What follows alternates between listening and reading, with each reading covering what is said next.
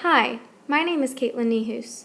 For my Celebrating Kansas Voices project, I chose to interview my grandpa, Eddie Niehues, who was born in 1919 in the small town of Kelly, Kansas.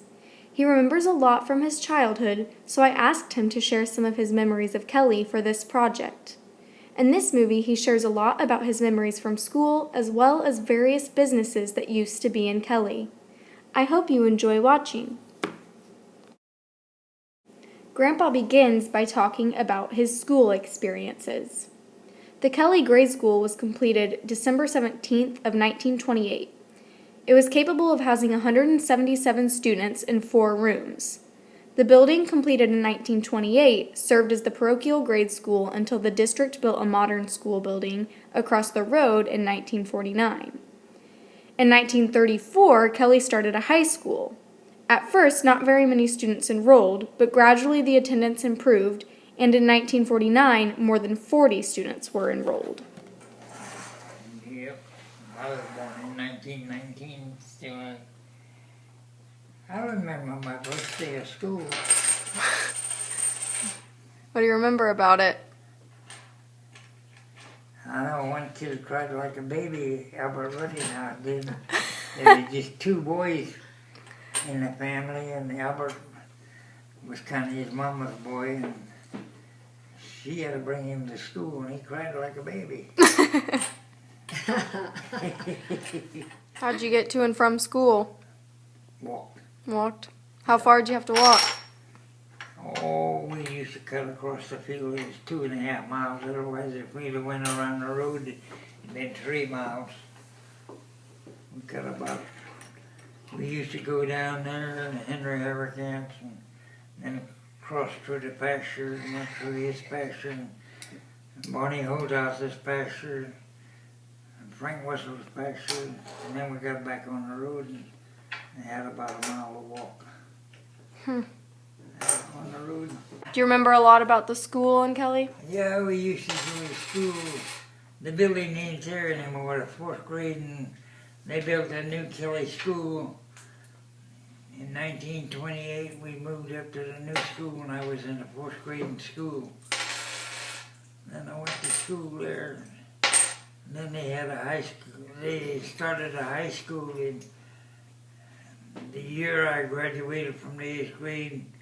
But the building ain't there anymore. I went 1 year to high school. Did a lot of people go to high school? Huh? Did a lot of people go to high school? Not the first year. Bender Stelling and I was the first boy and then the 4 girls, the 1st grade in high school. And then Bender Stelling had quit and I quit. Because the only thing they taught there was English and some Latin, something I wouldn't use out on the farm anyway, so I quit too. Yeah. I can count to 10 in German, I can count 10 in English, and I can count to 10 in Latin. Well, let's hear the Latin version. Uno, duo, treo, odo, fido, sexo, sepno, octavo, and damn. Let's hear it in German. 1, 2, 3, 4, 5, 6, 7, 8, 9, 10. Did your parents speak German or? We used to pray the rosary in German during the Lent. So they mostly. Sometimes I'd have to lead it, and sometimes one of the other kids would have to lead it. This is a picture of what the main street of Kelly looked like in 1908. And this is what it looks like today. The building that you see on the left there is the old Farmers Union store. This is a picture of it from 1911. In addition to remembering a lot about the school, Grandpa also remembers a lot about the homes and businesses in Kelly. Kelly used to be a pretty going town. Do you remember how many houses were there? There's a few houses in Kelly, I don't know how many. 1, 2, 3, 4. There used to be houses on both sides of the streets in Kelly. On the west side of the street in Kelly, I run that way. And Dr. Fitzgerald used to live in there, and Joe Hooder run a repair shop, automobile repair shop. And there's a blacksmith shop. Jake Russ run the blacksmith shop. And Niehues hardware store. Then the filling station. Sylvester Herder at a filling station on the west side of the street in Kelly. And Were there any grocery stores? yeah, the Farmers Union store and Yellowhouse and Bunkamp had a grocery store.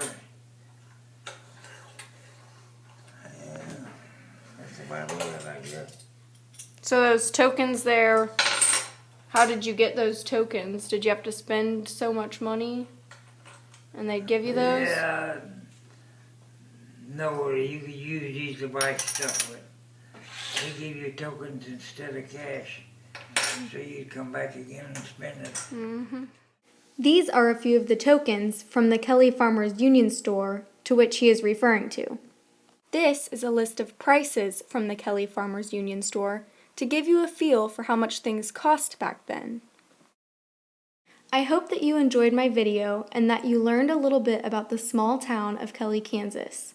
Thank you for watching.